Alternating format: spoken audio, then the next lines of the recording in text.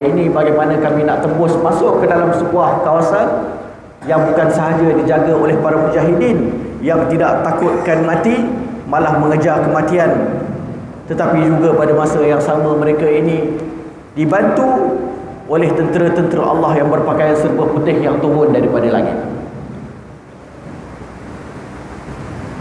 Pada tahun 2023 ini, di awal peperangan tersebar satu video rakaman suara seorang mujahidin, yang mana mujahidin ini menceritakan bahawa dia ditugaskan untuk keluar daripada bumi Gaza, melepaskan tembakan RPG anti-tank kepada kenderaan kereta-kereta kebal Merkava milik Zionis Israel. Dan diceritakan bagaimana pemuda ini dengan rasa takut keluar, dan bila mana nak dilepaskan tembakan RPG-nya ke atas tank tersebut, ke atas kereta kebal tersebut, Allah letakkan di dalam hatinya ketakutan. Tak boleh dia nak tekan picu RPG untuk menembak kereta kebal. Tetapi dia menceritakan di dalam video pendek tersebut, dia kata, tiba-tiba dalam ketakutan dan keresahan aku mendengar satu suara daripada belakang aku yang menyebutkan kepada aku dengan penuh keyakinan, memberikan aku ketenangan. Apa yang disebutkan oleh suara tersebut, suara itu berkata, "Ya Abdallah, udrub wala takhaf." Wahai hamba Allah, lepaskanlah tembakanmu itu dan jangan engkau rasa takut dan gentar kepada musuh-musuh Allah. Maka pemuda ini yang pelik, kerana dia dihantar untuk melakukan misi tersebut satu orang, tetapi ada suara di belakangnya, pusing ke belakang, mendapati di belakangnya seorang lelaki yang berpakaian serba putih yang menyebutkan kepadanya, "Lepaskanlah tembakanmu dan jangan kau takut dengan musuh-musuh Allah." Maka dilepaskan tembakan tersebut, dan alhamdulillah kena tepat pada sasaran dan memusnahkan kereta kebal milik Zionis Israel. Maka tidak hairanlah kalau juru cakap kepada Brigadier Izzuddin Al-Qassam Abu Ubaidah dalam ucapannya beberapa jam yang lepas menyebutkan bahawa saat ini jumlah kereta kebal yang telah berjaya dimusnahkan oleh mujahidin dengan peralatan-peralatan ringkas mereka, dengan teknologi yang dibuat dari dalam Gaza semata-mata, telah berjaya memusnahkan lebih daripada 335 kereta-kereta kebal, jentolak-jentolak dan kenderaan-kenderaan berperisai yang dimiliki oleh Zionis Israel. Maka dengan itu juga tidak hairanlah pada ketika ini, pada saat ini, dalam masa 10 minit lagi, Zionis Israel terpaksa tunduk kepada gencatan senjata dengan syarat-syarat yang diletakkan oleh para mujahidin, kerana mereka tidak dapat meneruskan peperangan ke atas Gaza dalam suasana ekonomi mereka yang semakin teruk, dalam keadaan masyarakat yang menolak kekalahan demi kekalahan yang mereka lalui, dan dalam keadaan mereka tidak dapat mencapai objektif mereka untuk menemui semula tawanan-tawanan perang mereka di dalam bumi Gaza. Maka tuan-tuan dan puan-puan yang saya kasih sekalian, walaupun kita doakan kemenangan semakin hampir, tetapi kita kena tahu bahawa apa yang telah dan sedang dilalui oleh rakyat Gaza, rakyat Palestin, adalah dalam situasi yang masih sangat-sangat teruk. Hari-hari pertama serangan berlaku, saya dihubungi oleh isteri saya yang berada di bumi Gaza bersama-sama dengan 7 orang anak. Disebutkan kepada saya meminta izin supaya beliau keluar daripada rumah kerana seluruh kawasan sekelilingnya telah pun dibom. Maka isteri saya minta izin untuk keluar daripada rumah. Saya berikan beliau keizinan berpindah ke rumah adik ipar kami yang dekat dengan rumah kami. Isteri saya bersama-sama dengan anak-anak berpindah ke rumah adik ipar. Ditakdirkan tak sampai 24 jam berada di sana, masjid di hadapan rumah adik ipar dibom, yang menyebabkan juga rumah adik ipar turut terkesan dan tidak lagi boleh didiami. Maka bila mana isteri saya dikeluar daripada rumah, bawa anak saya yang berusia 1 tahun setengah, Ibrahim, datang para pemuda mengambil Ibrahim daripada pangkuannya, dibawa lari ke tempat yang selamat.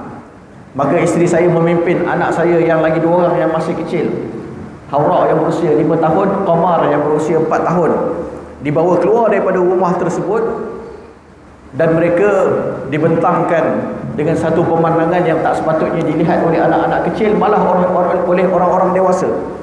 Apa yang mereka nampak ialah anggota-anggota badan manusia yang telah pun terputus, tangan-tangan yang tercabut, isi perut yang memenuhi jalan raya, hasil daripada syuhada 11 orang yang terkorban dalam serangan tersebut.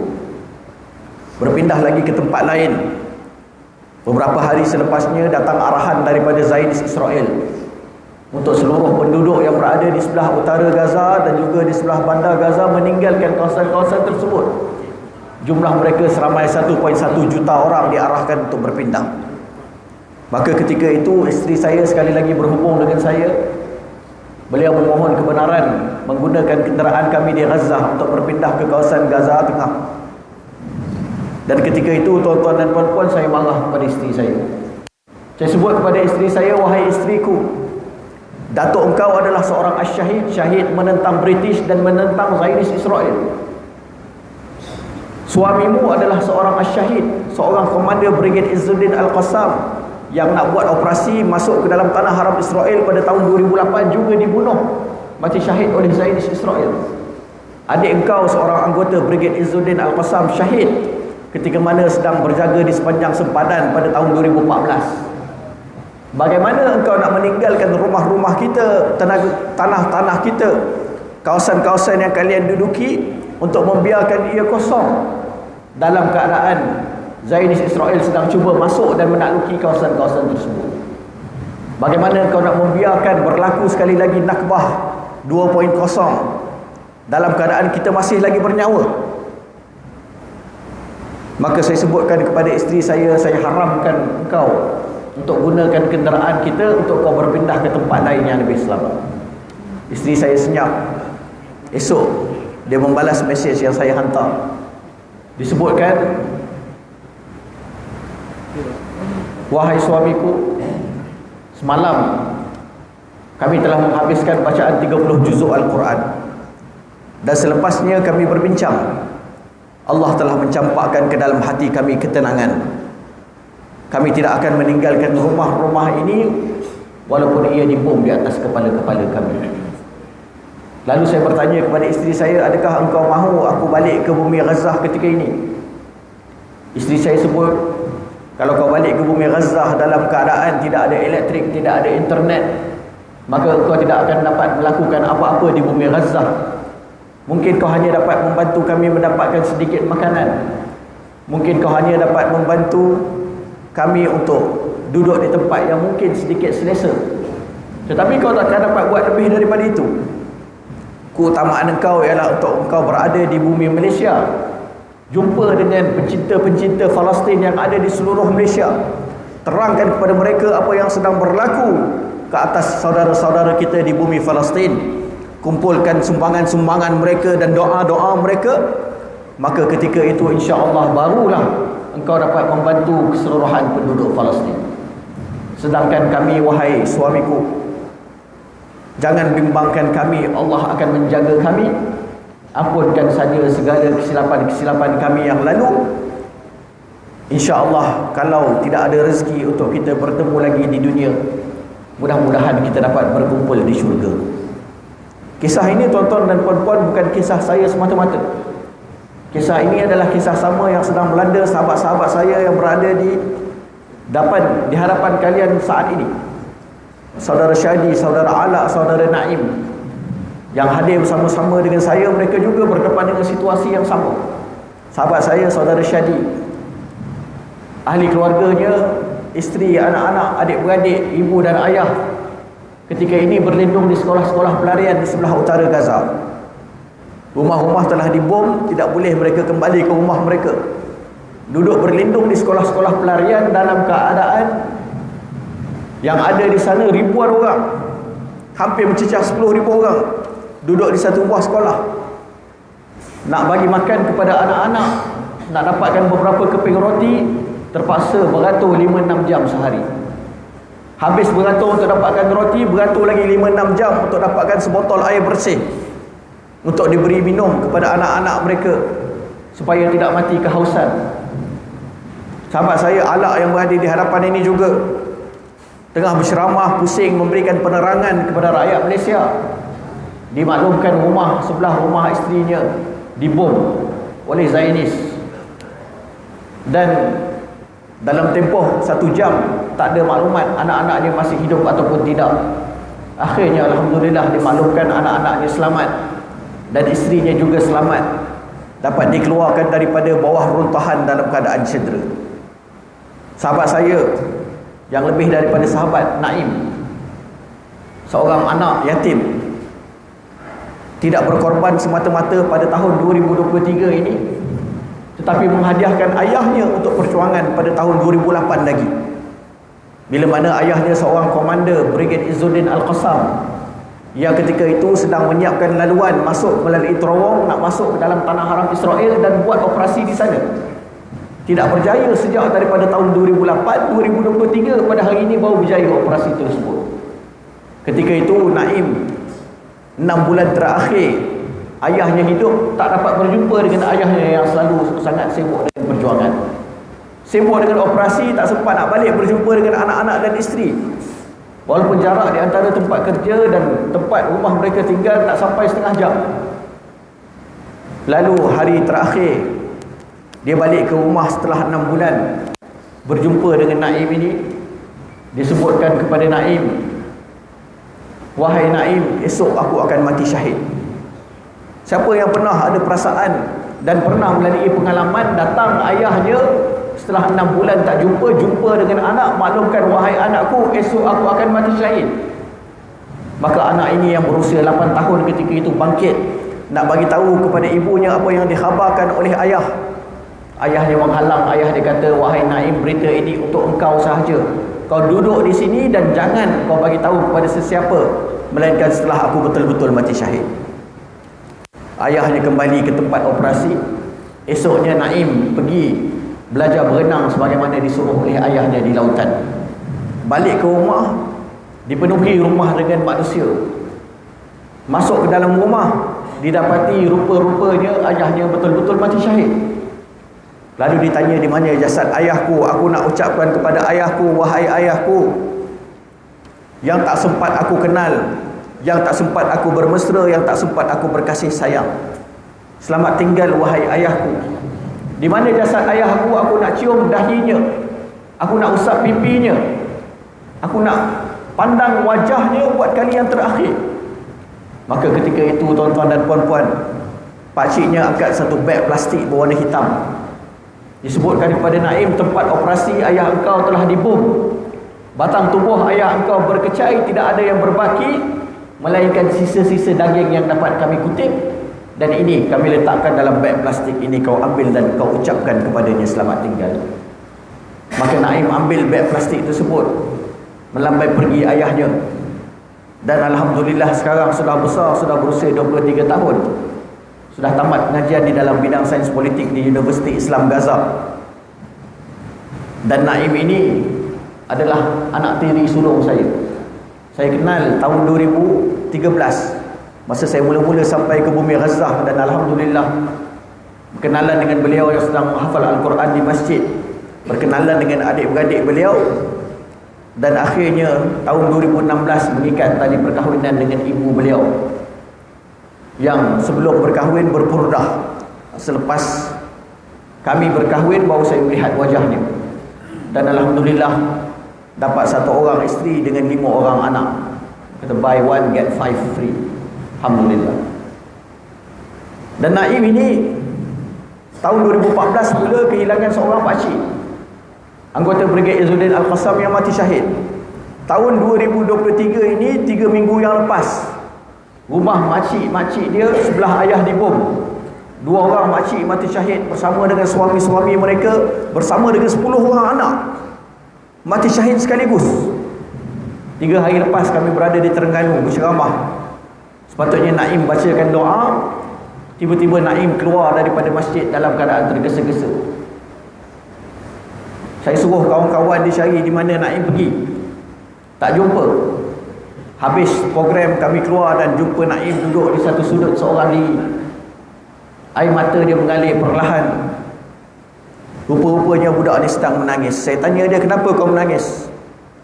Dia kata, tadi masa kita tengah ceramah, masa aku nak baca doa, aku dapat panggilan daripada bumi Gaza. Rumah yang diduduki oleh pakcik-pakcik aku sebelah mak aku, hampir 70 orang ada dalam rumah tersebut, dibom oleh Zionis Israel dengan roket-roket daripada pesawat-pesawat F-16. Dan dikhabarkan 4 orang kanak-kanak mati syahid. Yang lain berada di hospital, wallahu alam, belum kami dapat hubungi dan belum kami tahu khabar mereka. Maka inilah perjuangan mereka, inilah apa yang sedang mereka hadapi. Dan apa yang mereka lalui ini bukan sahaja penderitaan dan kesakitan yang mereka lalui pada waktu peperangan, tetapi hatta di luar pada waktu peperangan mereka berdepan dengan keadaan yang juga sangat-sangat menyedihkan.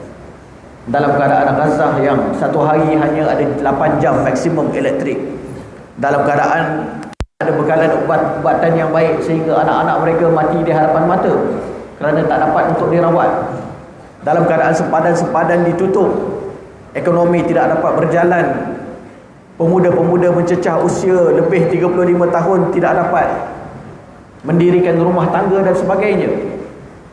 Maka hakikat ini adalah hakikat yang mereka perlu telan. Dan tuan-tuan puan-puan yang hadir pada hari ini, kita kena sedar bahawa kita adalah orang yang diharapkan untuk membantu mereka. Dan saya tak sebut ini kata-kata saya, tetapi ini kata-kata seorang lelaki yang cukup digeruni oleh Zionis Israel. Seorang lelaki yang ketika ini dialah yang memimpin 45,000 mujahidin-mujahidin yang ada di dalam bumi Gaza. Pemuda ini telah cuba dibunuh 8 kali oleh Zionis Israel, tidak berjaya. Pemuda ini ialah Komander Am Brigade Izzuddin Al-Qassam, yang nama dia Muhammad Ad-Daif ataupun Abu Khalid Ad-Daif. Dalam ucapan sulung bila mana dilancarkan operasi pada 7 Oktober tersebut, lelaki ini keluar dan lelaki ini mengisytiharkan bahawa hari ini kami telah menghantar kumpulan-kumpulan mujahidin masuk ke dalam tanah haram Israel dan kita melancarkan operasi ini yang namanya Tufanul Aqsa.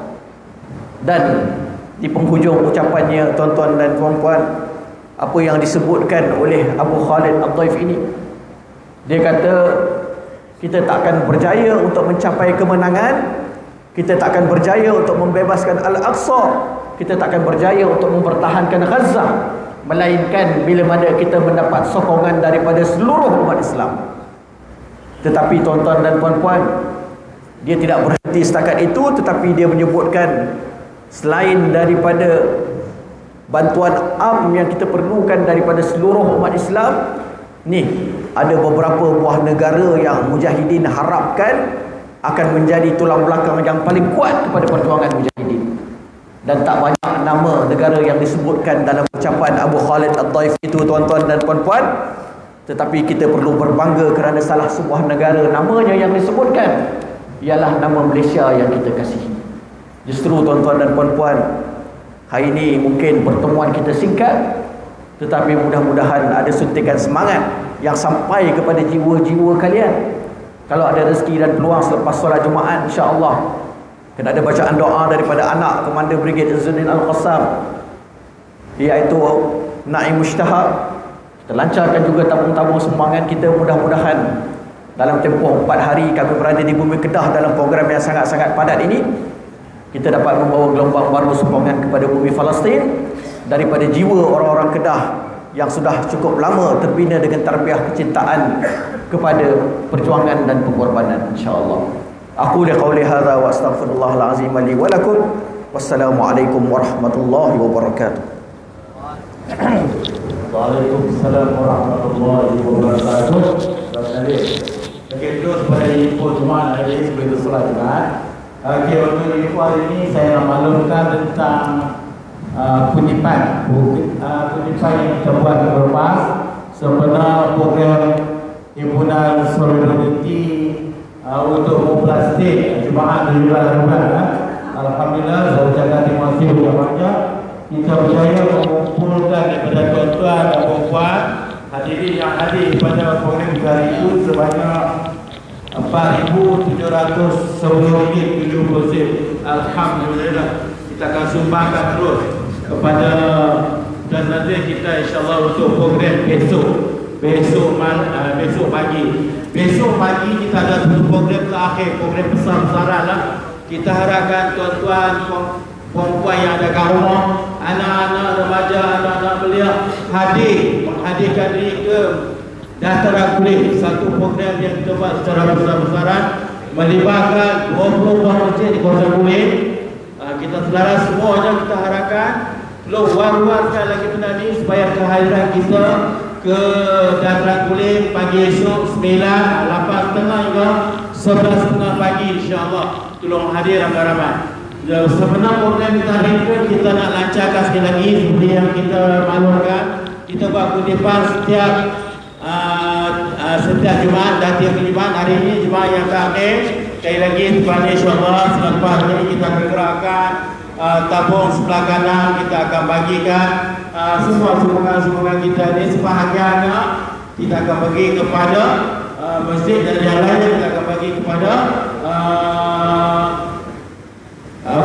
plastik lah, kepada Tuan Nazir sendiri untuk dibawa sumbangan-sumbangan tuan dan perempuan ke Gaza insya-Allah dah sampai insya-Allah. Jadi saya itu saja maklumat info Jumaat kita hari ini. Sekian, terima kasih banyak-banyak dan terima kasih kepada Tuan Nazir insya-Allah. Baik, sekian wabillahi taufiq wal hidayah. Wassalamualaikum warahmatullahi wabarakatuh.